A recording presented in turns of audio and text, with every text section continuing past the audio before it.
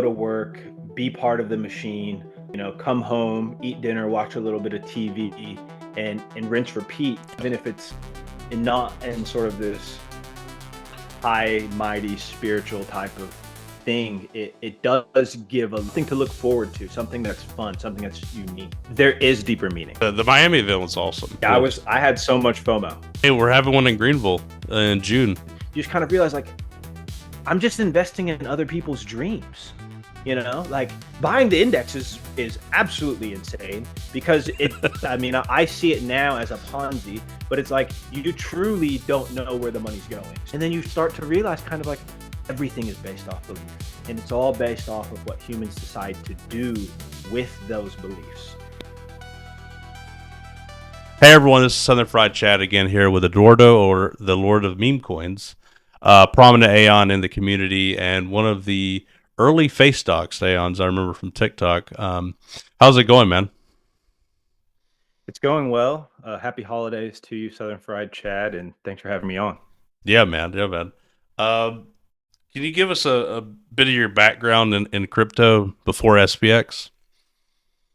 Yes, I'd love to. And before we get started, I want to say, just for you, thank you for what you're doing. This has been one of my favorite weekly, bi-weekly things is tuning in to your YouTube channel. And I think what you're doing here is some of the most important work um, for all Aeons and for the community, and helping build relationships, and really telling the story of the Aeons. And I got to take my Zen out. Sorry.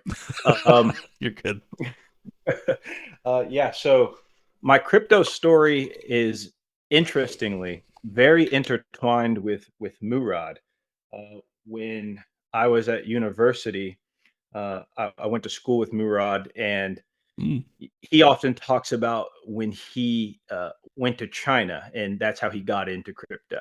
Well, obviously, when you're an undergrad in the year 2012, Bitcoin is a topic of conversation, but not for investment or let's say high value activity reasons, right? And so I was familiar with what it was. I wasn't into investing. I wasn't into markets or anything like that. Um, and I was friends with Murad. We ran in similar circles, and when he came back from China, I remember he did his semester abroad. I want to say it was sophomore fall he was gone, and then when he came back sophomore spring, so this would have been probably 2014. I remember we were hanging out one night. He starts talking about Bitcoin, but not in the same way that we had usually talked about it. Right? He was talking about it from um, you know, it's going to replace money. It's the best store of value. It's going to go to trillions of dollars. And he was saying these things in 2014. At the time, I just completely wrote him off. I didn't Sure. have money to invest to begin with. He wasn't interested in doing anything like that. And so, uh, fast forward to 2017. I have my first job. I'm working as a salesman, a 100% commission salesman, selling solar panels in New Jersey to homeowners, and I have a little bit of discretionary income. I've been reading Think and Grow Rich and sort of those like foundational, investment money Sure. mindset text. And one of my coworkers was like, "Hey, you need to look into Ripple." And I was like, "Well, what's Ripple?" And he's like, "Well, it's like Bitcoin but for banks." And I was sold. So Yeah. I bought, $150 worth of Ripple. This is like September 2017. And fast forward to around, I think, January 2018 that year, it had shot up and gone to like $3, and my $100 turned into a couple $1,000s. And Yeah. thought I was an investment genius, and Yeah. so um, obviously we all know how that story ended. Uh, but I remember at that time, Murad was making some videos on YouTube, and I started trying to kind of he was being interviewed, and I started kind of going down the crypto rabbit hole, if you will, and I reached back out to him, and I was like, "Hey, what's going on with crypto? Like, what do I need to know?" And he sends me a digital copy of Seyfuddin Ammus's The Bitcoin Standard, which wasn't even published yet. Oh, Uh, bro. he, he had an early copy of it, and so I read that book and never looked back. Um, and so I've been in the crypto space since, researching, just messing around with DeFi, messing around with NFTs, the metaverse, Decentraland, all those things. Right? I haven't left. I've been completely captured, and it's captured my imagination. It's captured, my hopes, my dreams, and that will kind of segue, I think, into a conversation about how SBX has similarly captured some of those same early feelings, and I'll hold off on that. But it, yeah, and I guess just to kind of get right into SBX, um, so I never left the space, and from 2017 until 2024, I mean, even to this very day, you know. M- m- Murad has been one of the closest friends I made at university, and we don't talk every day or anything like that. We maybe talk once or twice a year, but those conversations where I would get to call him and talk to him were some of the best conversations I'd have every year. And I was always just learning from him, and he'd be pointing me in the direction of, "Hey, read this, read that." And so, he went ghost for a while, and I stayed in the space. I was into meme coins in around 2023, right when Pepe launched. Right, I was pretty early to Pepe. I invested in Suka. I don't know if you heard of that one. That went terrible. Um, Pepe turned out all right. I was also into Shiba. That went terrible, but never really left. Right, and just always kind of stuck around and been throwing darts at different things. And so Murad had taken a hiatus from crypto Twitter, and when he came back, he was talking about meme coins. And I think that's right around the time when everyone started kind of repaying attention to him, leading up to his presentation at Token 2049. And I listened. Yeah, that was the thing. I kind of had learned, like, had I listened to him back in 2014, things would have gone a lot different. So I knew this time around to listen. Yeah. Um, and yeah, that was how I got back into meme coins. Nice. So, so Murad got you into it, but it sounds like you have a special connection with him. So you went to Princeton as well. I did. I went there from 2012 to 2017. I unfortunately did not graduate. Oh, okay. I got expelled my senior year, but I got the cultural experience of going to Princeton. Let's say that. Was Princeton tough? Uh, you know, eh, I would say yes and no.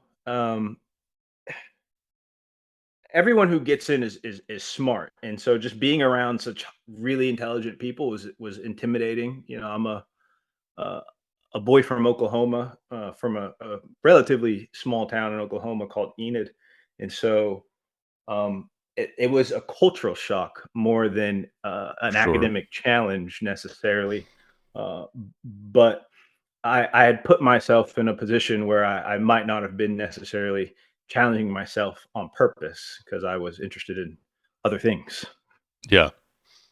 What did you pursue? Yeah, I was in a dance company.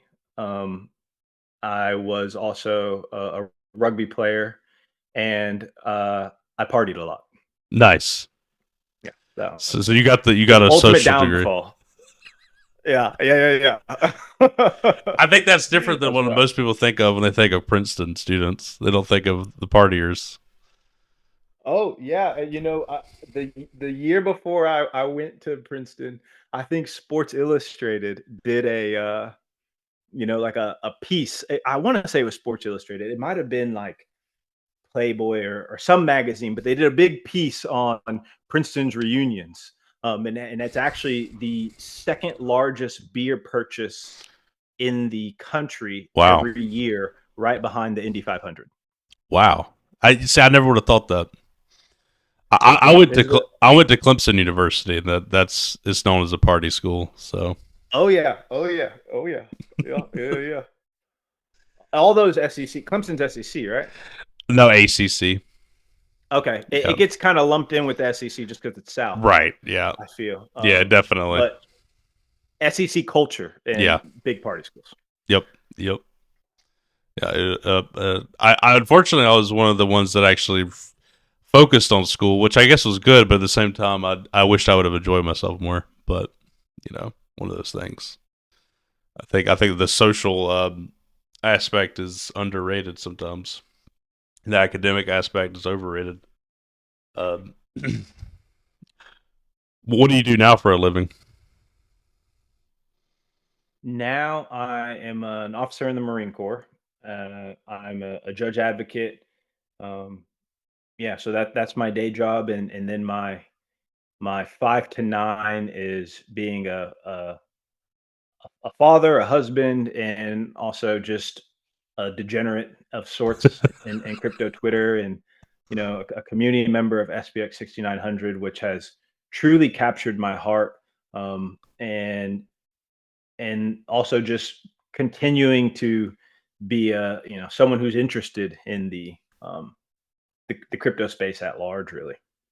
Yeah. So, um, was it Murad's Token 2049 video that got you into SPX, or did he mention it to you personally before, or how did that direct connection happen there? Yeah. So I had a conversation with Murad in the midst of making his list, and I asked him if he could point me in the direction of some good Twitter accounts. So I think he was on like number 5 on his list. And he sent me a list of, some good accounts I could follow to learn more about meme coins. There was like 10 or 15 people on this list. And so I start kind of going through these accounts. And they were all the accounts from people who were already on his list, Ticker Bitcoin, Giga, Apu, different people in these accounts. And I came across this account. And to this day, I don't remember what account it was, but it was one of the accounts that he sent me.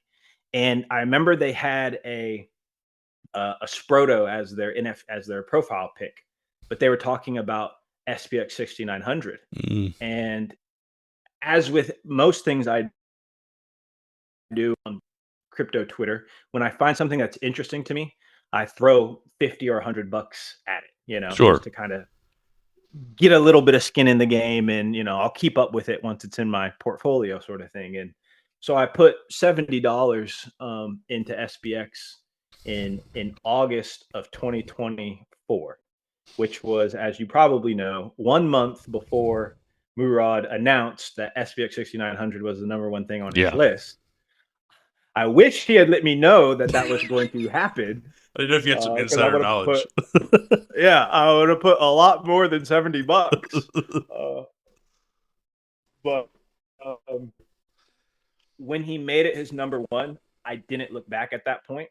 I'd taken some of the coins that were doing poorly in my portfolio, things that I had thrown $50 at, and didn't really pay attention to, or they had kind of dwindled down to zero, or $10 or whatever. And I just put everything into SPX from that moment on, Yep. out of just pure belief in him.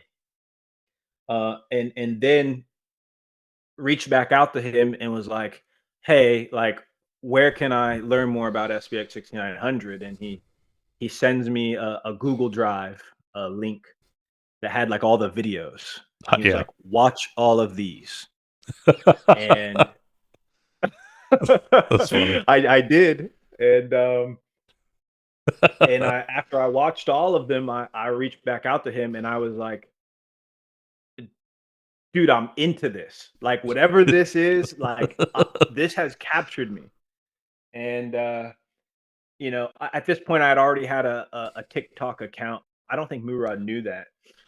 but I had been making, meme coin content on TikTok, and mostly just copy and pasting and regurgitating on TikTok things Murad had already said, right? And that was like literally the only thing I was doing. Um, and he was like, If you are really down with SBX, I'll send you an Aeon."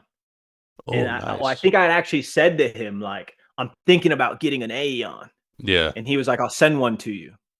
And Awesome. so he sent me the Aeon, and I know he's mentioned that he's given some away, and I'm Yeah. one that he has given one away to. Nice.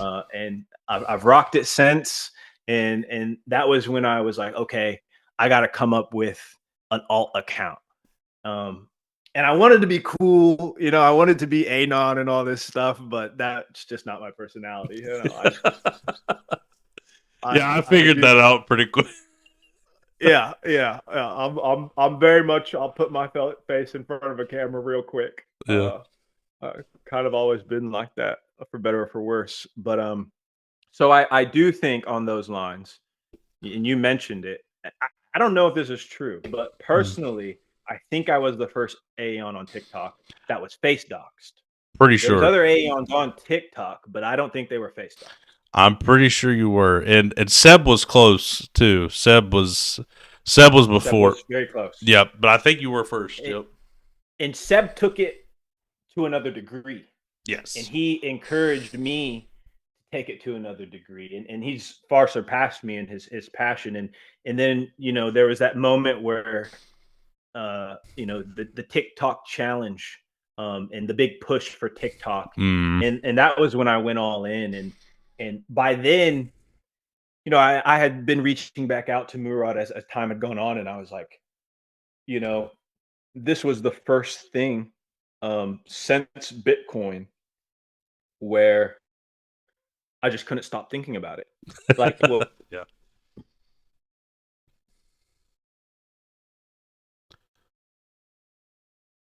was economics, a little bit of game theory, a little bit of computer science, right? And with SPX, you started getting into a little bit of complex graph theory or complex network theory, and you start getting into a little bit of memetics, religion, even philosophy. And at one point, Murad put out this post where he was like, "Oh, if you're interested in more readings about meme coins," and he put out this list of like 6 books. And I didn't buy any of those books, but I looked into the authors of those books, and one of them was a philosopher whose name I can't remember at all now, but he's a pretty out there, like, Ivy League type of philosopher who's alive to this day and making content, and started listening to some of his stuff. And maybe we'll get him. We'll get Murad to tell us the name of this guy. I could probably go figure it out, but started listening to some of his talks, and it was very much about neo religions. Mm. And as a philosophy major, that was my major. I was always just into abstract thinking and abstract ideas, and this guy really put forth a pretty good framework of how the religions of the future are not going to look like the religions of modern day. Um, and makes a pretty good argument as to why they'll differ and how they will differ. And I start kind of, and not to say that SBX is a religion, but it almost is. And even if it's not a religion, it provides some of the same intangibles that religions often provide for people. The things we all know in SPX, right? A sense of meaning, a sense of purpose, a mission, a community, and and and even a goal towards something bigger, right? And Yep. I think one of the things about SPX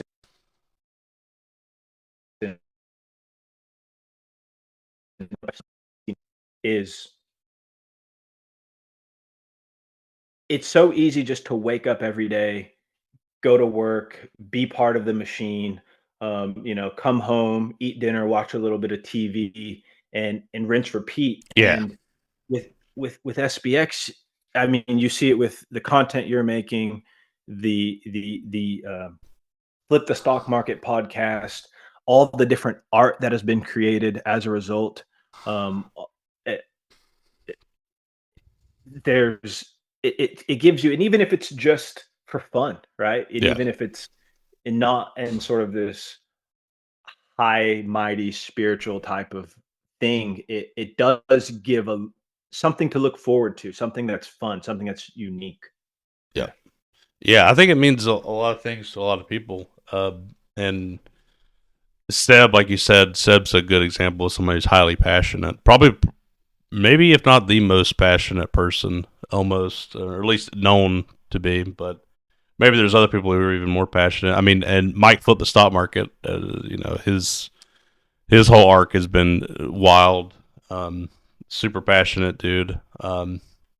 But yeah, I do definitely agree. It does. I think neo religion is probably a way to describe it. Um, I think for some people, it definitely has provided those types of intangibles, and for me, it's provided me a sense of purpose and something to look forward to do, like you mentioned. I thought one of the most inspiring things I've seen in the last 6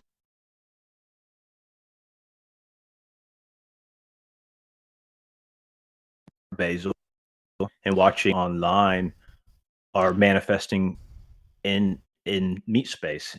I Yeah, thought that was it shows that this isn't just uh, there is deeper meaning.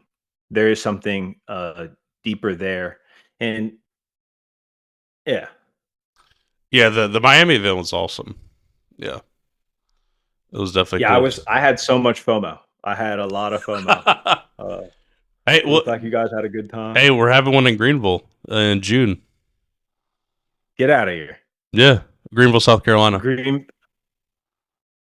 Yeah. Okay, I'll be there. June actually worked real well. Okay, I'll send you. I'm setting it up for the most part, and I'll send you the survey. I'm trying to gather details from everybody. I've already got over 30 people, so we're definitely doing it. Send me the details. Send me the details. Cool, we'll do. Yeah, yeah. I was going to ask you that, especially since you mentioned you're in Virginia. So I was like, hell yeah, let's do it.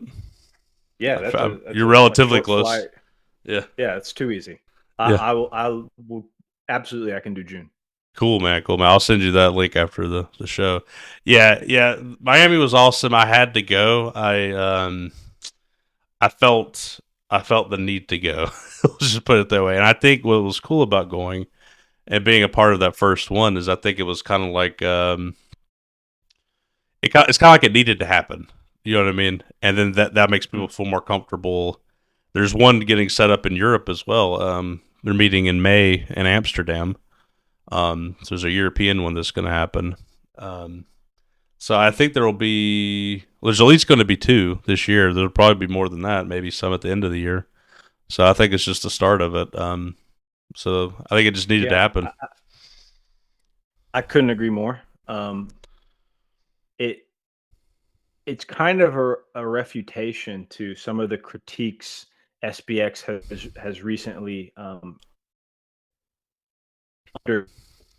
undergone, in my opinion. And more importantly, I had a thought. It's kind of escaped me. Um,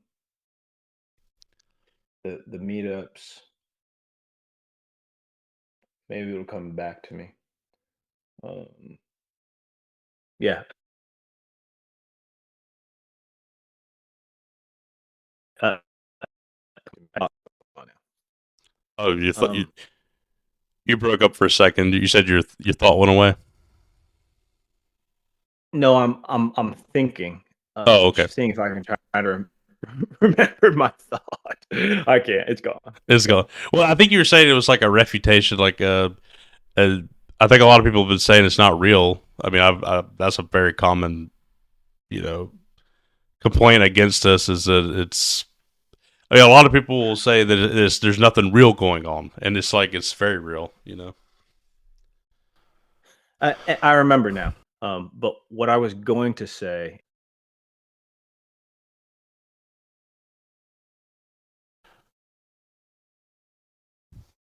is relationship Twitter, people whose faces I don't even I couldn't even tell you what they look like. Like if Uncle Mung were to walk past me on the street today, I'd have no idea.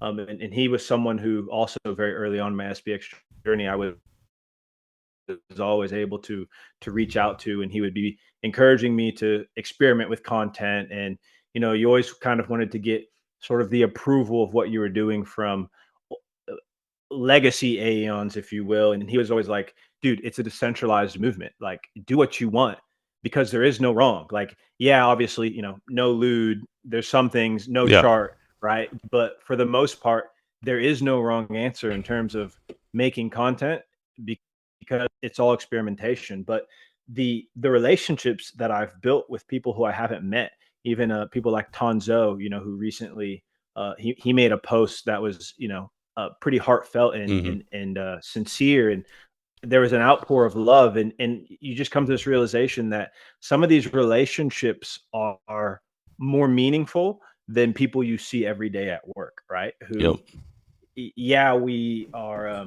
co-workers, or yeah, we are you know both Marines, but when I go home and I'm not at work in this environment, there's a side of me or there's something in my heart where I'm connected to someone who is miles and miles away.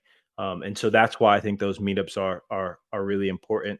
And you know, kind of getting back to some of the recent critiques that we've been seeing, and it's been interesting to watch and observe, because I think what has happened is kind of two things. There's kind of like two different discussions I've seen in the Aeon space, and I am, neutral in these debates, truthfully, but I see there's sort of one side of what I would call SPX 6900 purist, right? And sort of these claims of, oh well, you can't do these sort of actions and still call yourself an Aeon, and it- I think everyone understands that sentiment, right? Sure. But in my opinion, what I see is I see a um almost like legacy Aeons who should be given great deference and respect, right? And who shaped the culture and are paramount in what SPX 100 is, 6900 is. But maybe, sort of seeing a new generation of Aeons emerge, who are becoming more and more the face of SPX 6900. And here's the real point. I think that's a beautiful thing. I think that's what's supposed to happen. I think that's what happened in Bitcoin, and some Aeons who were very early on. I mean, I haven't heard from Nicole in a very long time. I don't know what happened to her account. I haven't seen it in a while, but those spaces that she used to do every Sunday was like going to church. And I think I remember interacting with you, or not interacting, but seeing you in those spaces. Oh yeah. Um, would always kind of scroll down and see who was there. Hmm. Um, and even Uncle Mung, who has, yeah, he shows up once every month or once every 2 or 3 months, but these were Aeons who were foundational, and they've kind of just gone quietly into the background Yep. and have allowed a new generation. And but we saw that with Bitcoin too, right? You saw that with Roger Ver, who's then replaced by the next generation, who's then replaced by the Michael Saylors, who's then replaced by, because the message is going to resonate with people differently. Yeah. And I think the message isn't one thing to all people. I think that's part of the beauty. I think there's a commonality, right? Like there's common values. Um, and I'd be really excited to talk about what SPX 6900 is to me. What is it to you? Yeah. Okay. Well, We'll do since it. you asked, Yeah. um, it's two things. I guess maybe three things, and I'll do it honestly order of what it is to me. I think first it is an expression of subjective value theory sort of played out in real time through community, through belief, through human action. And I think that that is something that personally I want to be a part of because I think it could have second, third, fourth order consequences and as a movement is very powerful. Two, I think it is a community of people. I think it's a community of people who, um, you know, decentralized but connected, and who will all, like if I were to meet any Aeon, I would have so much to share with them, and it would instantly feel a kindred, connection to them. Um, and three, I think, and this is one that I've been like ruminating in my mind basically since Art Basel. Um, but it's SBX 6900 as a artistic movement. And I think that that's something that for me is very interesting and maybe something that is not talked about enough. Although I think you obviously, I think Tonzo was the first person who really kind of articulated this. And I was like, oh, he's absolutely right.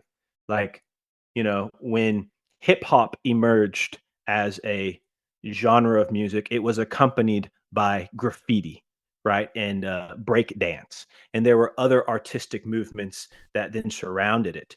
Yeah. And one of the great artists of the 80s and 90s is Basquiat.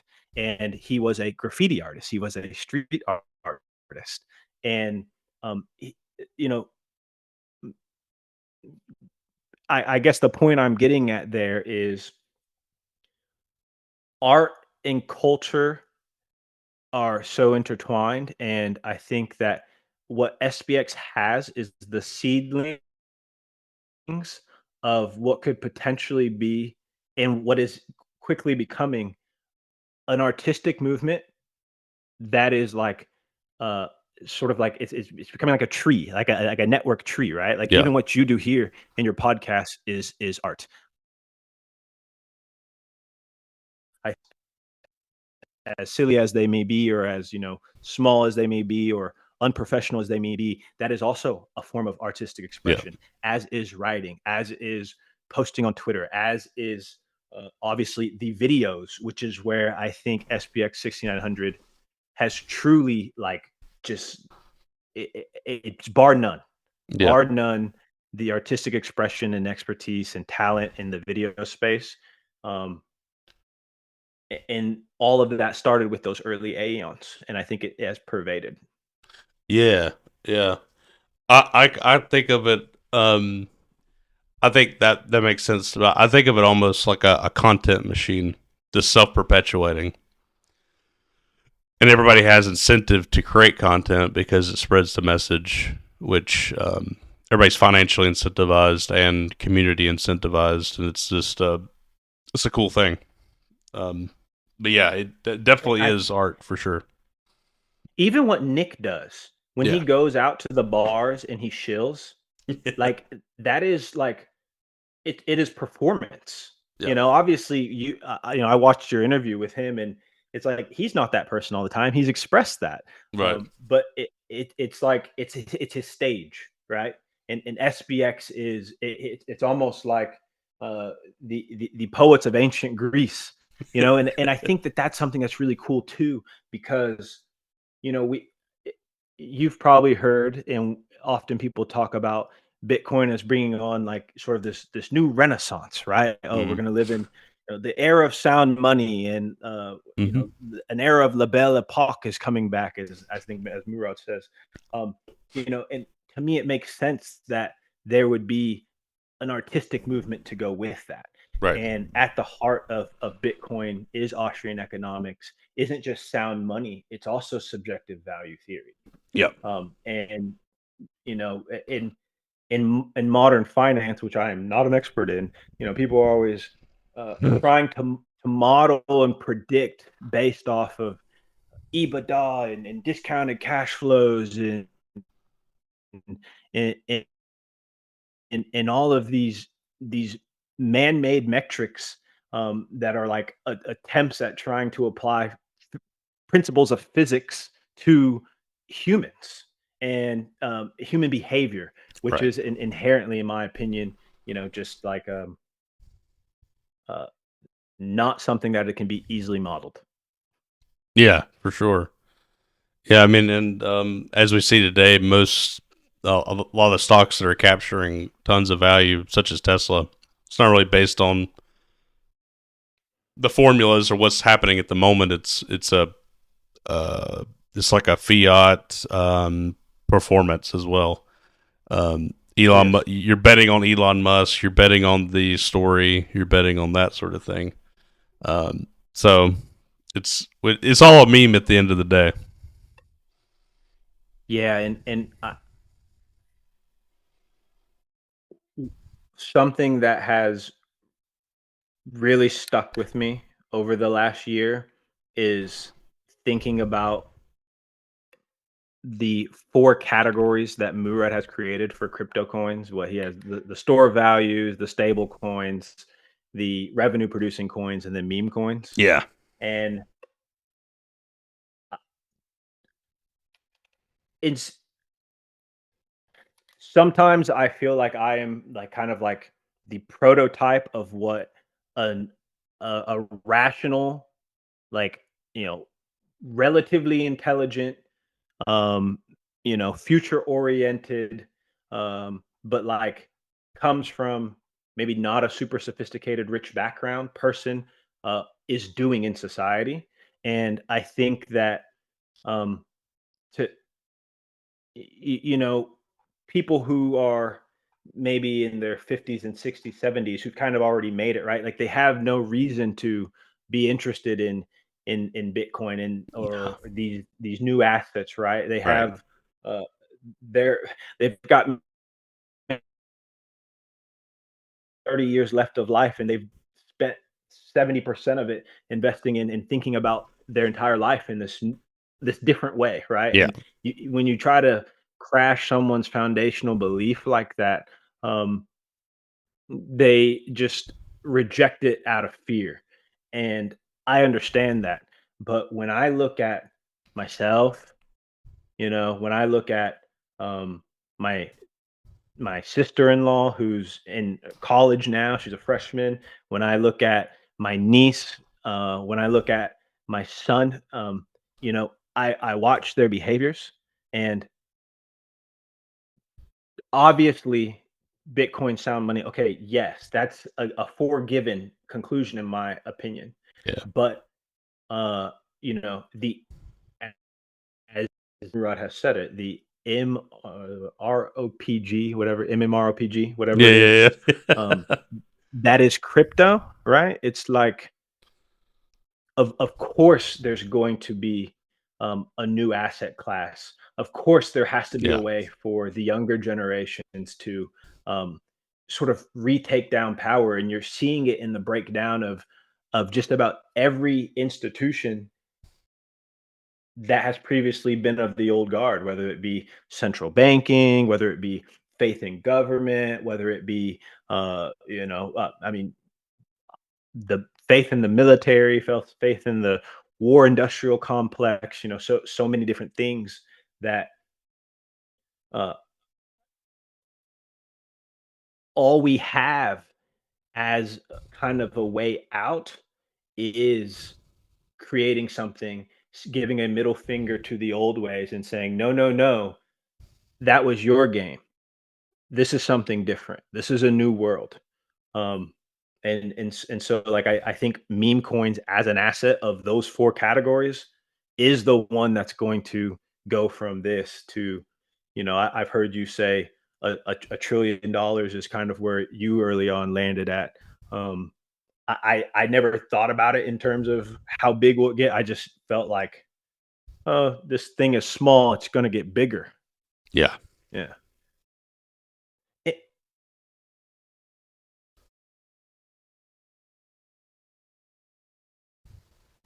yeah. yeah. I think in the $1 trillion that I've been breaking up a lot, haven't I? not too bad, not too bad. Just like a couple times. Um, right there at the end you did just a second, but not too bad. The $1 trillion. Whenever I said that, or I was really thinking if the cycle played out as typical, and we'll see if next year things change. But I think the $1 trillion meme market cap, that would just be a stepping stone. I think it would be even bigger than that, long term. So that's $1 trillion is what I thought the overall meme market cap would hit if the total crypto market cap hits 10 trillion. So whenever total crypto hits 10 trillion, I think meme market cap would be a trillion. So let me ask you a few questions, if you don't mind. Sure. Meme coins as an asset class, in your opinion, uh, persist for the next 50 years? Yeah, I think yeah, forever. Then forever. Okay. Hmm. Um, I I I tend to agree. I guess my only hesitancy on forever is, um, like when we think about like equity Yeah, as an asset class, like it is currently undergoing an evolution, in my opinion. And so maybe meme coins similarly one day undergo an evolution. But have you ever that's given fair. any That's thought fair. into trying to, like, in 30 years, what are meme coins? Like, if we're 30 years in the future, like, and you're describing it, like, what are they? What have they become? Because I think I think the meme part, in my opinion, goes away. Yeah, yeah, yeah, I think yeah. it becomes something else, but I'm curious what you think. Yeah, I use the term meme more loosely, I guess. What I think they'll just be basically digital tribes essentially that agree on a common set of values, and I think that's what a meme coin started out. I mean, SPX I think is well beyond that at this point. So I think that is kind of SPX to me is the end game for where a coin would want to be 30, 40 years from now. It's just we're very early in that process. But so essentially I would see it as almost like a digital tribe agrees on a certain set of values and coalesce around an asset. And I think that's what's happening with SPS 6900. That's what I think meme coins as today as we think of them will be. Now, whether or not Pepe still persists forever or other coins that maybe their memetics, in my opinion, are slightly weak because it's just based Mhm. off of a picture, based off of a meme. Not saying they die or Yes. necessarily. I don't know if those persist forever, but if the ones that are turning into beyond just the the traditional meme coin, then I think Mhm. those have the chance to go forever. And I think that at the very least, let's say all the current ones we know of just disappear, even SPX. There will, I think, will always be coins like that, the digital tribe common set of values that will appear at different times. I think that'll always be a thing, personally. Yeah. It sounds kind of just like network states, essentially, which I'm Yeah, sure you're familiar with. that's exactly what I think, and I think Bitcoin is that way as well. If you break it all down, 100%. yeah, if you break it, I think it's the same thing. It's just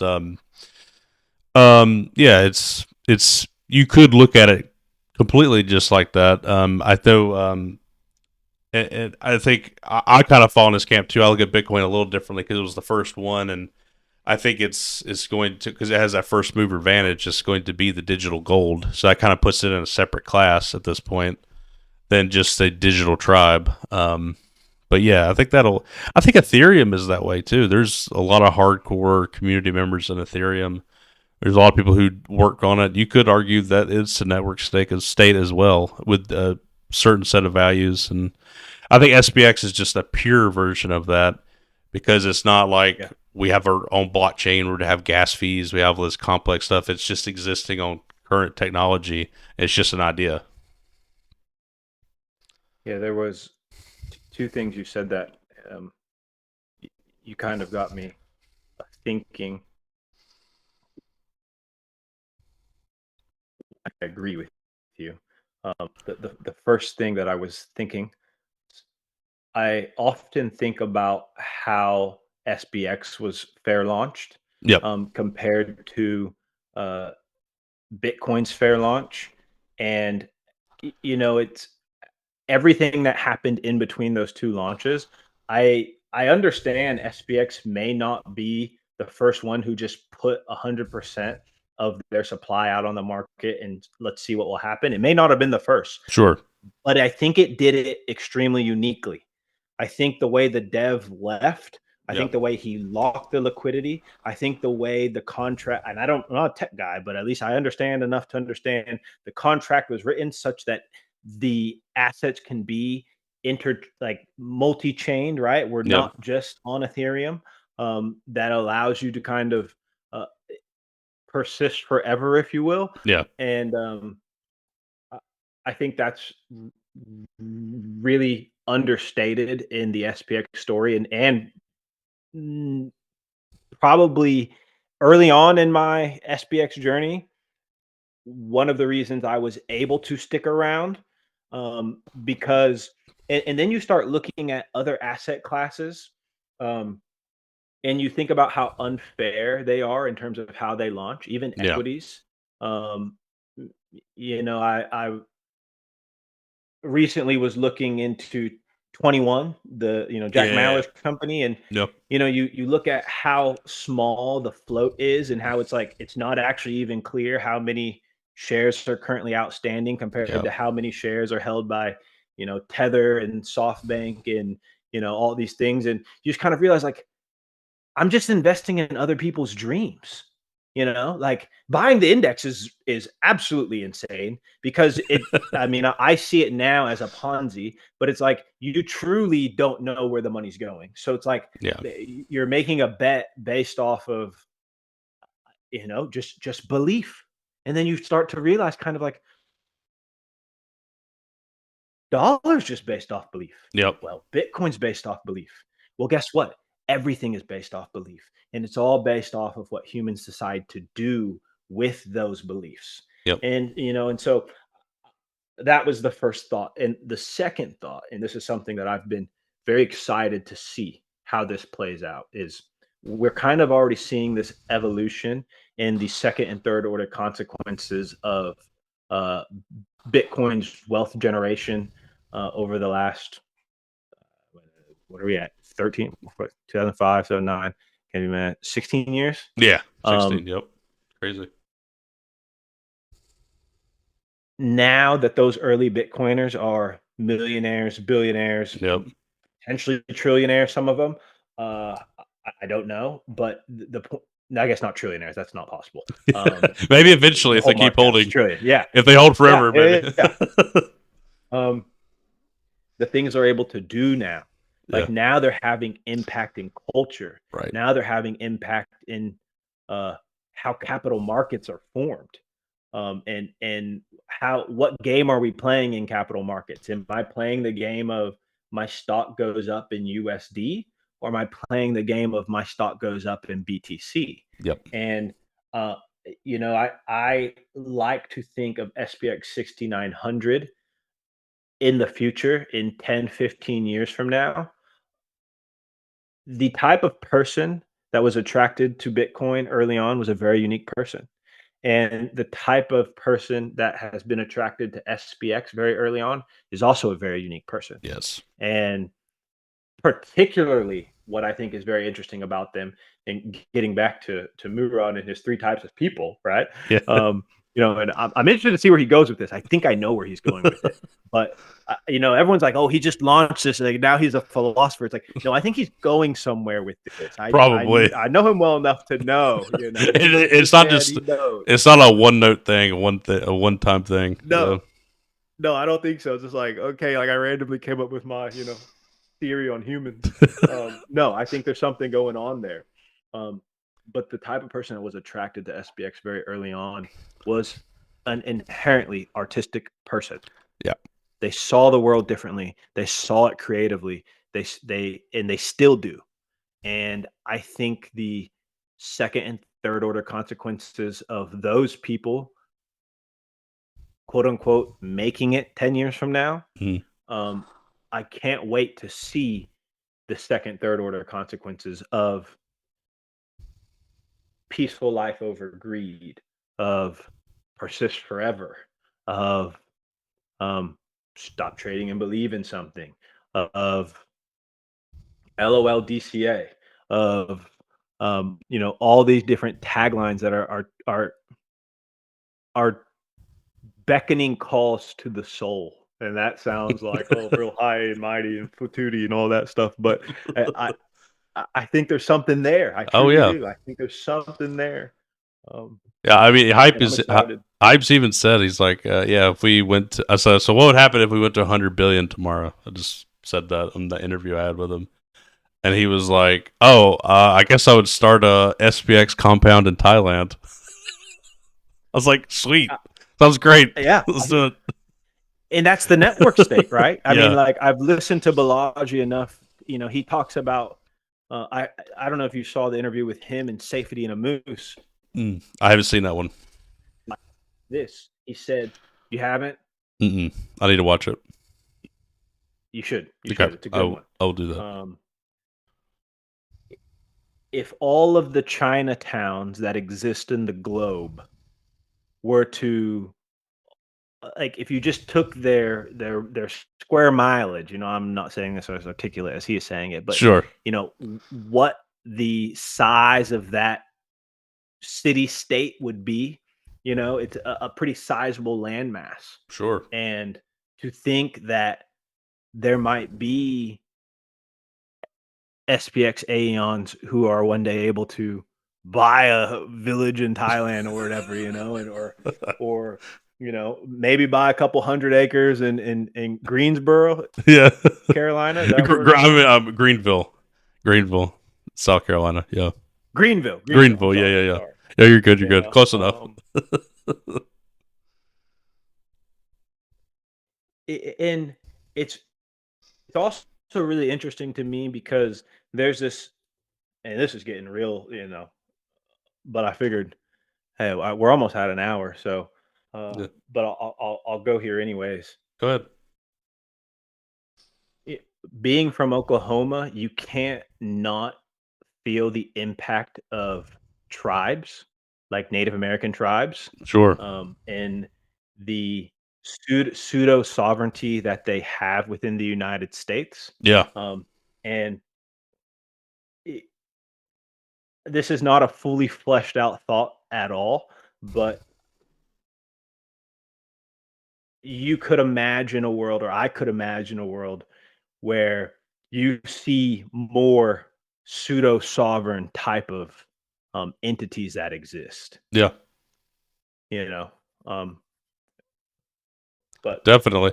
And also, and even if it doesn't get to that level on paper, I mean, it's all just our thoughts, and you know, if like Bitcoin now has, and the crypto in general has a people that lobby the government and that sort of thing. So you can, I mean, in the future, if it goes where we believe, there definitely will be lots of things that will impact real world things for sure, like different lobbying bodies and that sort of thing.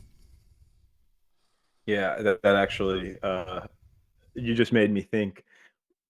Maybe one day we'll have a president, There you go. of the Yeah, United States, and it's like maybe that's that's going to be my official prediction on this podcast. In 20 years, 20. we'll Okay, have an Aeon president. that would be amazing. Come on. Oh, we had our first, Bitcoin president right now. I think it's fair to say he's the first Bitcoin president, Yeah, and that's true. I don't think it's outrageous to think in 16 years you might see an Aeon president. Well, back when you heard that from Murad in 2013 or whenever it was, you you probably couldn't have bet there would be a president in 2025 talking about Bitcoin like he has. I'm sure that was not even in No, your thoughts at all. I couldn't have believed that in 9 short years, maybe 11 short years, depending on how you look at it, that everything he was saying to me in 2014 would be correct. And that's like the benefit I have Yeah. of being that close to him. Yeah. Uh, Fade. I won't make that mistake twice. I Right. won't. I don't know if I cut out there. You cut out there for a second, but yeah. You don't want to. You made the mistake once. You don't want to make it again. No, that makes sense. Yeah, it's crazy. He's definitely an asset to SPX for sure, and the his impact can't be understated. So, and, And his ethics can't be understated either. Like yeah, his I've, I've gotten to evolve as a person.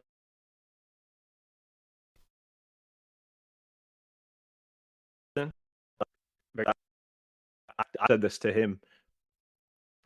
You go to Princeton and you see Whitman College and you see Bogle Hall and you see a Carl Icahn Research Center, right? You see all these famous investors and CEOs, and they have buildings all over the campus. And I've said, I've told him, I said, one day we're going to have a Mahmudov Hall at Princeton. I think so. I think it's inevitable.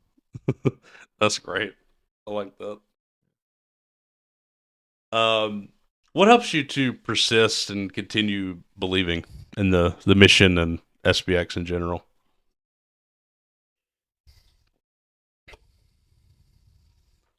The fun I have, I can't sit there and act like, there's not a thrill of the the I love making the TikToks I make.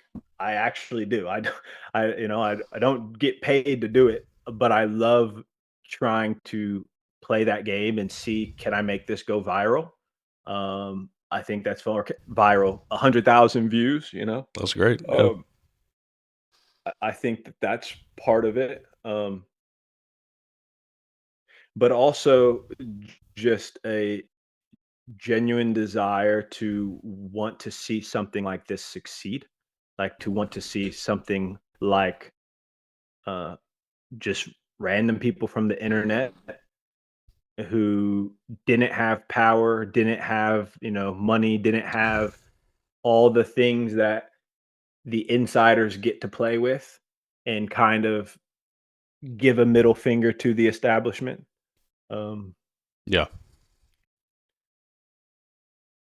I actually don't even remember what your question was, but I hope that What answers it. helps you? What helps you persist? And I think you did answer it. Oh yeah, and what helps me resist? Yeah, in fact, I'm just having fun. Yeah, That's it. exactly.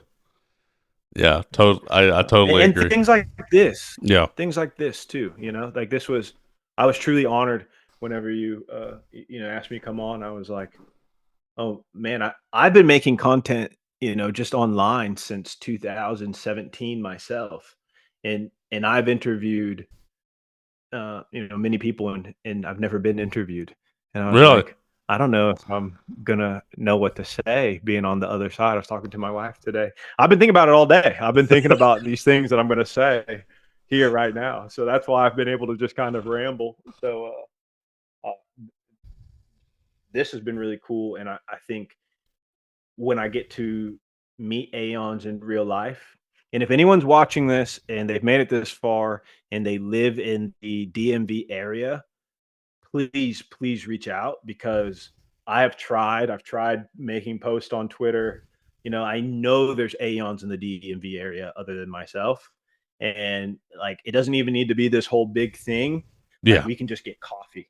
Like, we go out and get dinner, or get, I think the IRL, once I get that, is gonna be another really big driver, and I have to imagine that's what happened to you at Art Basel. And oh yeah. you're absolutely right. You had to go, I had to go. because you and flip the stock market, but uh, you know what? There's 3,333 Aeon NFTs. Yeah, Obviously, some people hold more than one, but that's about 3,000 people who all should get on your podcast and talk, because that's how Bitcoin won. And not that we're competing with Bitcoin, but the point is that it's a good it's the blueprint. lifeblood. Yeah. It's a good blueprint, but I think it's the lifeblood. It's what Aeons need, because that product that that SBX offers is something that cannot be touched. Yep. Absolutely. Um, do you have any and I'm glad I mentioned the Greenville thing. Yeah, I definitely hope you're able to come. I'll send you that link to fill out that survey and everything. So I'm collecting that. Yes. But yeah, I think that'll be amazing. There's supposed to be at least 30 other people, roughly. So that'll be sick. And as of now, of course, I'm sure there'll be more. Did you have any final thoughts? Final thoughts is thank you to the Aeons who came before. Thank you to the current Aeons who persist every day. This is truly a life's mission, and by that I mean, obviously we all have to do something other than just SPX 6900 to live day by day. But it is something that is not a Suka or a Pepe or just another dog meme. It in fact, meme is just the current word we use, and so uh, if you think you're late, you're not. Like the price right now is under 50 cents, and if you go and look at the chart that doesn't exist, you'll see that it's right where we were a year ago. And so there is no better time. Um, whatever preconceived notions you have about SPX 6900, obviously, if you're watching this, you probably uh, are already an Aeon, but there will be future Aeons who come and find this content and go through the trove of the sort of I guess I don't know what to call it, but uh, The backlog of content. anthology that you're building. Yeah, Anthology. There you yeah, go. and just know that this is not this is not the trenches. This is something different. This is something bigger. This has a true potential to uh, change culture and to be something that is remembered in the history books. It has that potential. I'm not saying that's what it is, but it absolutely has that potential. Yeah, couldn't agree more. Couldn't agree more. Dude, thanks for coming on, man. It was a great discussion, and I've been a fan of. I saw you on TikTok way early on, so I'm glad to have you on, and it was definitely good talking to you. And I'll leave a link to Eduardo's X account below. If you're still listening, please like, comment, and subscribe. We appreciate it. And until next time, persist forever.